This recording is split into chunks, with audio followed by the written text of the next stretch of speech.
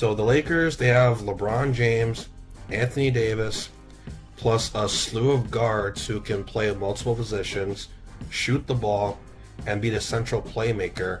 And they also have solid bigs who can defend and rebound really well. All right, here we go. My first non-playoff team of this series. This is going to be interesting because obviously some of these teams haven't played since mid-March, and I didn't watch them as often as the top teams in the league. So I apologize in advance to the fans of these teams if these videos aren't as detailed as the previous ones. But it'll be a good refresher since the draft is coming up soon, so let's do it. What's up, everyone? It's John, aka Data Mike, and welcome back to my series called the Offseason Shopping List. This is a segment where I break down 5 things your favorite team must prioritize over the offseason from least important to most important.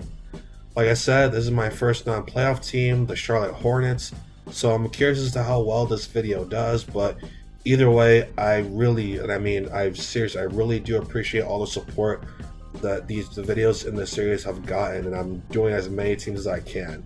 And like I said before, I also have something else planned for the other teams that I won't be covering in the series again because they're literally capped out and can make little to no moves. But again, that'll be for later down the line. For now, let's get into it and do a quick season review on the Hornets.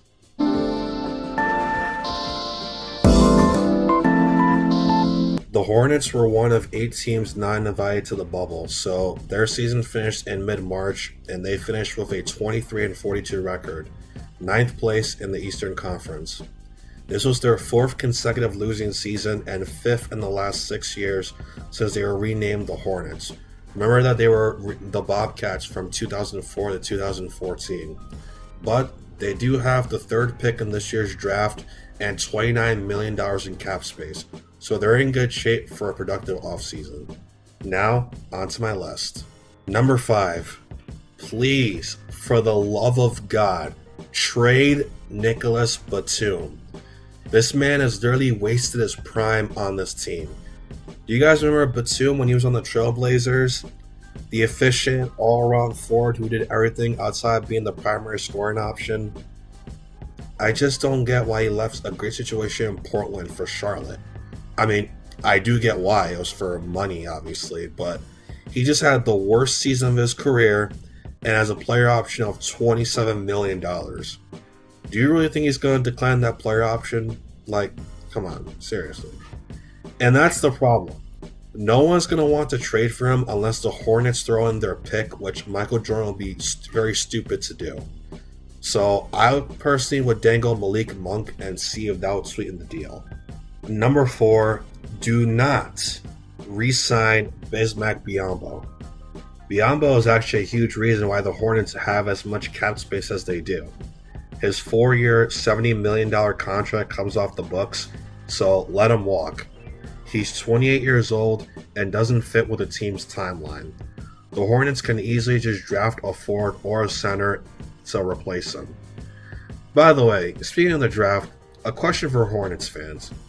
Do you guys agree with the mock drafts that have you guys picking LaMelo Ball? Personally, I don't because of Devontae Graham and Terry Rozier, but like I said, I barely watched the team this year, so I honest to God have no idea. Let me know in the comments below. And this is actually a good segue into number 3. Number 3, sign Andre Drummond if, and this is a big if, he declines his player option with the Cavs. Now, his player option is $28 million, so it's extremely unlikely he declines it. But we all know that Drummond is a terrible fit on the Cavs because of Larry Nance, Tristan Thompson, and Kevin Love. And he knows it too, which is why I think there's a chance he'll decline it. Even if it's small, it's still there. Aside from that, the reason I'd want the Hornets to sign Drummond is because this team is missing a true center. What I mean by that is that the Hornets already have their young core, right?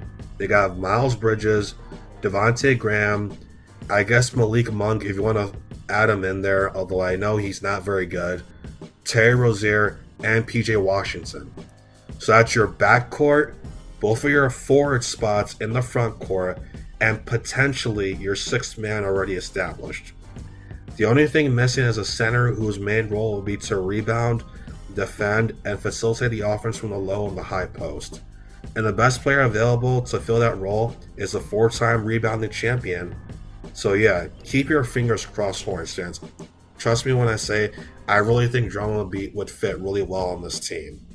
Number two, and this is mostly if the Drummond plan falls through or if the Hornets don't think about getting Drummond, sign Tristan Thompson instead.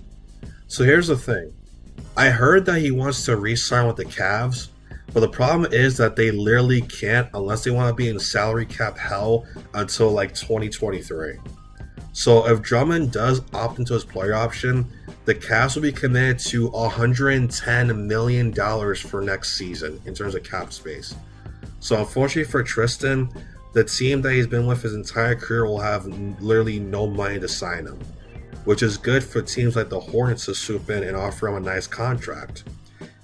And I have a feeling the Raptors might try and entice him to come home to Canada if their offseason plans fall through. And again, based on my comment section from my Raptors video, some Raptors fans do want Thompson on the team. So there's your competition, Hornets fans. And finally, number one, and I know this is gonna sound a little crazy, but just hear me out.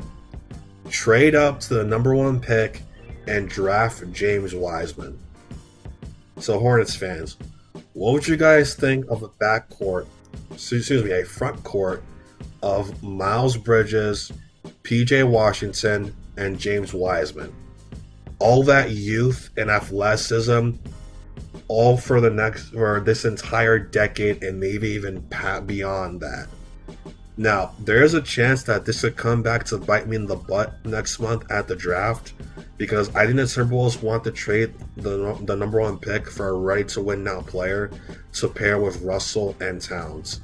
But if they swap picks with the Hornets, that's a win-win, because the Hornets can draft Wiseman, and then the Wolves can draft LaMelo, who I like on the team more than Anthony Edwards, like some of the mock drafts are saying. So, yeah, like I said, just let me know what you think in the comments below. I'll see you guys on the next video. Thanks for watching. Peace.